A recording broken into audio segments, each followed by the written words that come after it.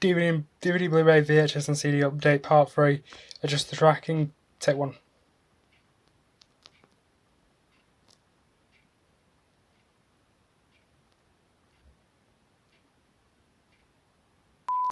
Ten, 9, 8, 7, 6, 5, 4, 3.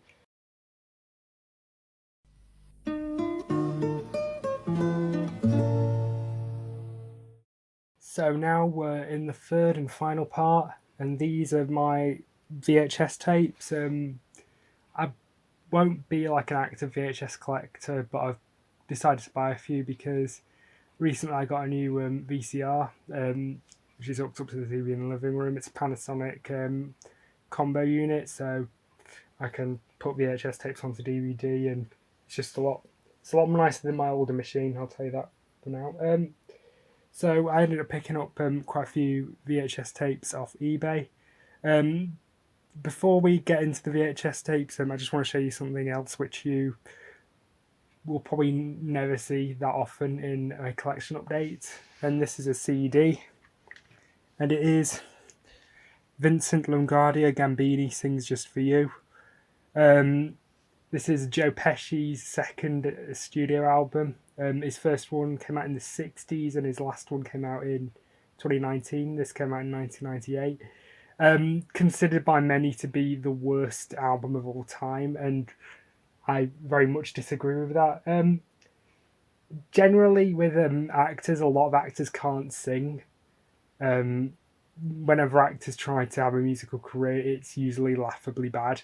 Thing though with Joe Pesci is he was a lounge singer before he became an actor, and I believe when he retired from acting, he went back to singing. But yeah, this is based on his character from My Cousin Vinny, if you couldn't already tell. I've got the movie right here. Very good film, by the way. I'd recommend it. Although this came out years after the movie. The movie came out in 1992, and the album came out in 1998. And so I guess it could be viewed as a concept album in a way, that Cousin Vinny has quit being a lawyer and has become a singer. But yeah, I love this album. It's so stupid, but that's what makes it fun. It's just such a funny album. If you don't take it seriously and don't view it as a proper serious album, it's really, really funny. Yeah. Quite a rare album, doesn't come up that often. I managed to get it for a decent price. Had to buy a new jewel case for it in case you couldn't tell, so it's in mint condition. But yeah, there's a lot of really great songs in here. Cousin Vinny's very good.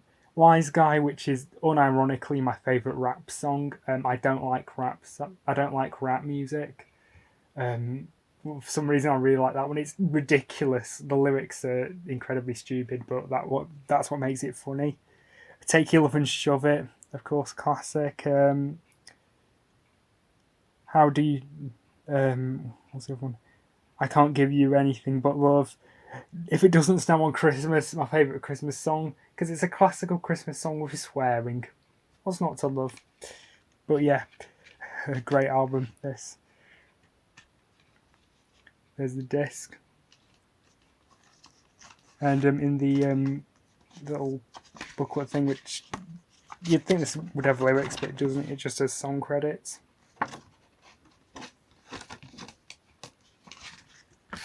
Yeah, but the disc does work despite the fact that the original jewel case was completely shattered. It was cracked and one of the hinges was broken, but the disc still works, so I'm not complaining. Now we're moving on to the VHS tapes, and the first one is The Best 25 Years of Billy Connolly. 70 minutes of previously unseen material. This was really the reason why I got these. It just happened that the seller of this was selling VHS tapes, where if you get multiple, you get free postage, so I decided to buy a few. But yeah, this is a tape which I swear is cursed.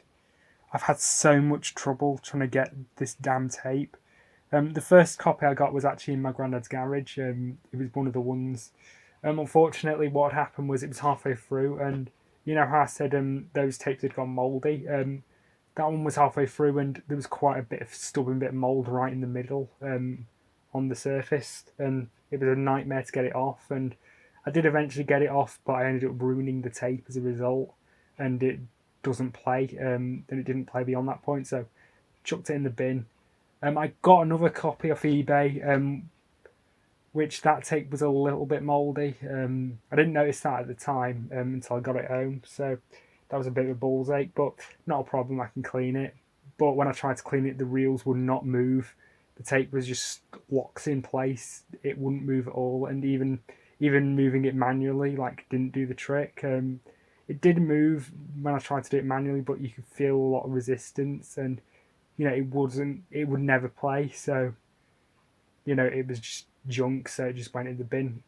They did offer returns, but I had to pay to send it back, so I just decided to take the loss. And then I got another copy, and this one thankfully does work. It's in really nice condition. I've watched it, still holds up, and yeah, it's really funny, this one. This one was never released on DVD, so that's why I got it on tape.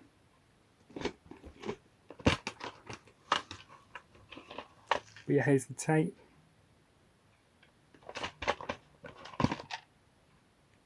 No print, just some codes and no print date.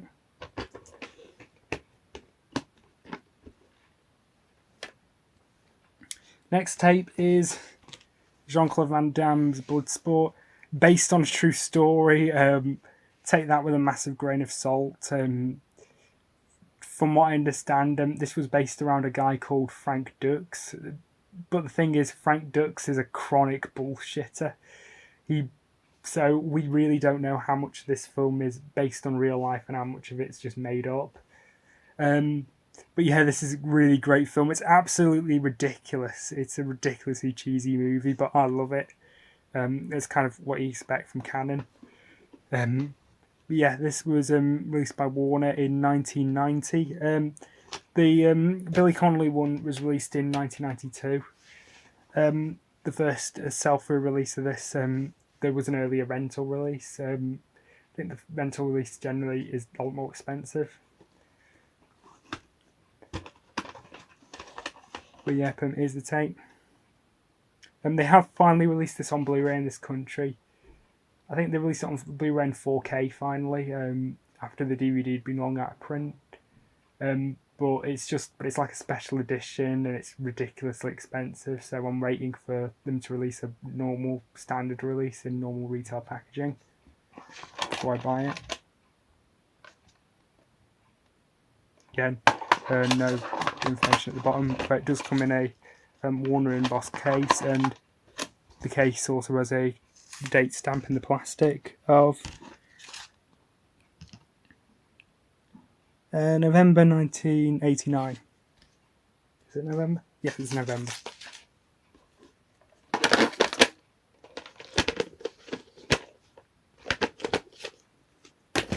Next one is Dead Calm with Sam Neill, Nicole Kidman and Billy Zane. Very good film. If you've not seen it, I'd highly recommend it. Thriller, sort of all set on a boat. Comes on the Screen Classics collection, which this was sort of a range of budget films released by Warner in the early 90s. I don't know why this was released as part of it, because the film wasn't that old when this came out. The film came out in 1989, and this tape came out in 1993, so the film was like about 4 years old when this came out, so it wasn't that old at all, really. But the thing is, a lot of the Screen Classics films do kind of puzzle me a bit. I mean, there was another collection they did at the same time called the Elite Collection, which included a lot more sort of classic films, and those type of films make sense, but the Screen Classics range, I don't really get it. Yeah, but it's just a repack. It's not got any special features or anything. Here's the tape. Print date is the 29th of September 1993. And inside we have adverts for other films from the Screen Classics range.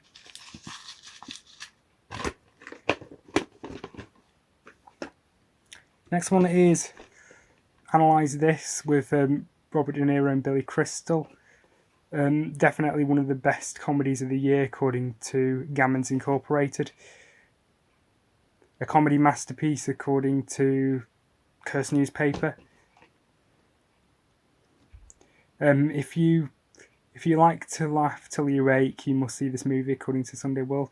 If it were any funnier, you need therapy to get over it according to Curse Newspaper, which they put two different quotes from the same newspaper on this cover. That's called cheating. But yeah, despite the fact that these are papers which, I wouldn't be seen dead wiping my arse with, it actually is a really good film. Really, really funny. Don't take it too seriously or anything. This came out the same year The Sopranos started, and it more or less is just The Sopranos but played for laughs, because one of the biggest plot points in The Sopranos is Tony Soprano's in therapy. And needless to say, I prefer this to The Sopranos. I tried to watch The Sopranos, couldn't stand it. But yeah, here's the tape. And the print date is the 15th of August 2000.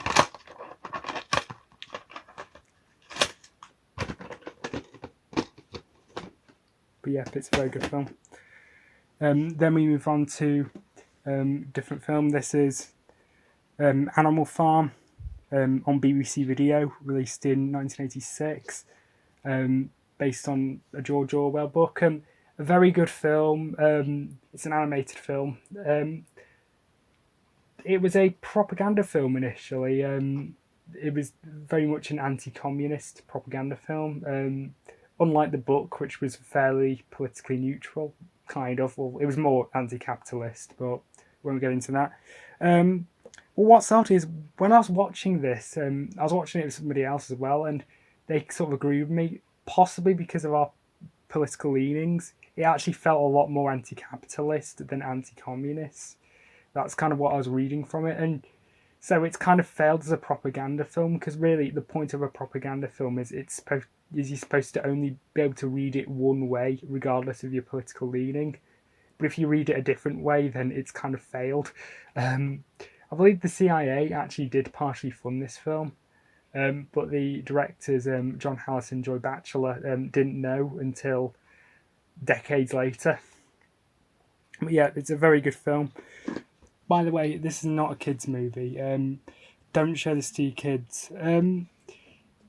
Despite the fact it's about talking animals, this is not a kids' movie. It's not as brutal as something like Watership Down is, but it's still quite hard on. In fact, I'm honestly amazed this is a U. In fact, to this day, it's still a U. Even the Blu-ray is still classified U, which I just find bizarre, frankly. PG would have been a better rating.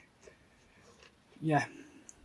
It is quite dark, and it does handle with a lot of adult themes. It's about, politics and communism and stuff like that. So this is definitely not a movie I'd show to children. It was released by BBC Video, which is a bit bizarre because, the BBC don't generally release films on video, if ever. I think they released a few in the early days, but this was one of the ones that came out a bit later. For some reason, it's got a title written at the bottom, and this tape's actually a bit weird. Here's the cassette. It comes with a blue label, so you can tell it's old. And BBC originally had blue labels until I think around 1987, by which point they'd introduced the multicoloured labels that go with the certificate. And what's odd is it has a sticker at the bottom, right here, with the title and stuff. And also the cover is laminated, a bit like what you'd see on old library books. So that suggests to me this actually came from a library, which is just really weird, if you ask me. But yeah, there's the tape.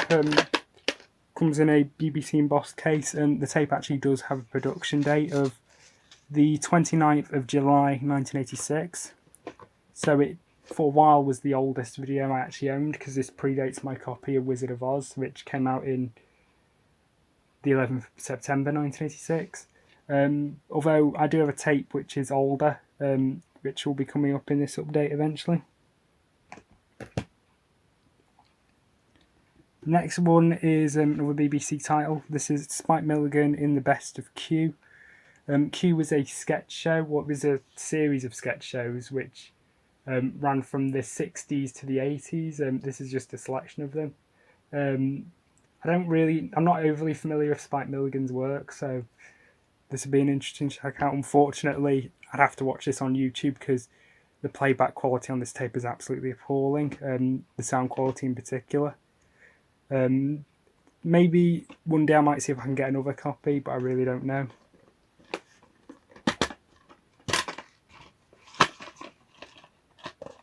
But yeah, here's the tape. This is from 1986. Comes in a BBC embossed case. Although I think this might be a later pressing. Here's the tape. It comes on Agfa tape stock. This is not the American Agfa.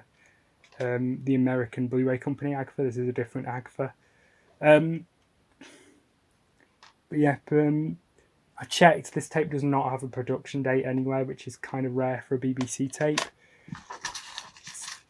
But I'm going to guess it's probably from around 87. The last BBC tape is Quatermass and the Pit. An absolutely fantastic science fiction serial from the late 50s. One of the earliest surviving pieces of television from this era.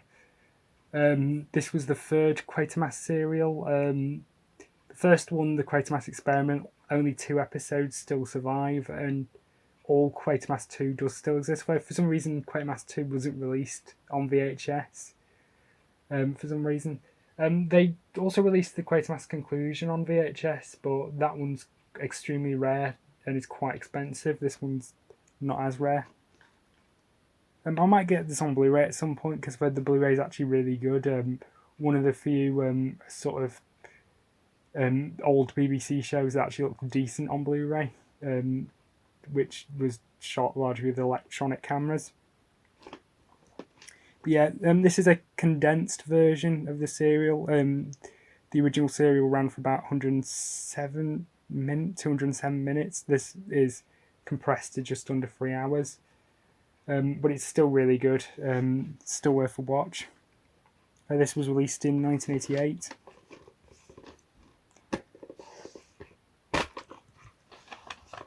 Here's the tape. And the tape's production date is the 26th of April 1988. Comes with a BBC embossed case as well. Massive Doctor Who influence, you can kind of see that, especially in the John Pertwee era. In fact, I believe Nigel Neal was constantly approached, to write for Doctor Who, but he refused because he thought the show was shit. It's kind of a shame, really, because I think Nigel Neal would have delivered some of the best scripts of the show, but who knows? And then the last 2 are quite interesting. The first one is A Simple Plan with Bill Paxton, Billy Bob Thornton, and Bridget Fonda. It's Shallow Grave meets Fargo, but better. I've not seen Shallow Grave yet. I've seen Fargo, which is fantastic. This is not as good as Fargo, but it's still very good. Directed by Sam Raimi, who also did Spider-Man and Evil Dead. What's interesting about this is an X-rental VHS. My first X-rental and my only X-rental. As you can see, it comes in a big box. I'll just grab a small retail box for comparison. As you can see, the box is a lot bigger. Unfortunately, the box is not in the best condition. It's very, very, very heavily sun-faded. But the tape still works, which is a plus, which is great. And that's all I care about. But yeah, here's the tape. Doesn't come with a print date, but it does come with an end label with some BBFC stuff.